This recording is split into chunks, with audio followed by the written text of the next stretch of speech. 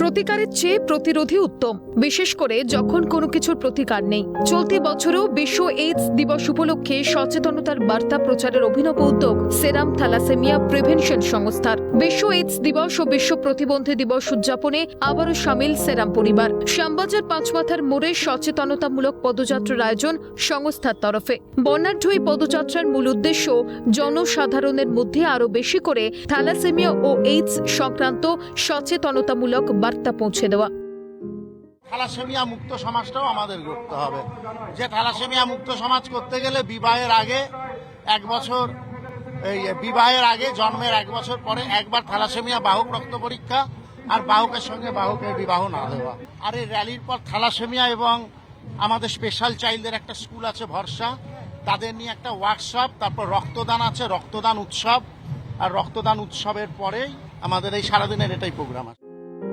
বাংলার লোকসংস্কৃতির সুর ও ছন্দে সাজিয়ে তোলা হয়েছিল এই সচেতনতামূলক বার্তাবাহক পদযাত্রা। ছিল লোকসঙ্গীত ও লোকনৃত্য পরিবেশনের আয়োজন। বর্ণাঢ্য পদযাত্রা থেকে এদিন প্রয়াত শিল্পপতি রতন টাটার প্রতি শ্রদ্ধা জ্ঞাপন সেরাম পরিবারের। মহান এই কর্মযজ্ঞে সামিল কলকাতা পুরসভার 17 নম্বর ওয়ার্ডের কাউন্সিলর মোহন কুমার গুপ্তা।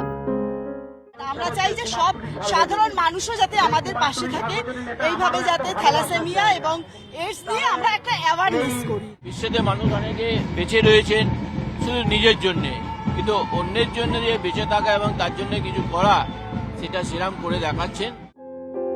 বর্ণাঢ্য এই পদযাত্রায় জাতি, ধর্ম, বর্ণ নির্বিশেষে পা মেলালেন আম জনতা। বিশেষ এই দিনটির অন্যতম আকর্ষণ পদযাত্রা শেষে সেরামের উদ্যোগে আয়োজিত রক্তদান শিবির।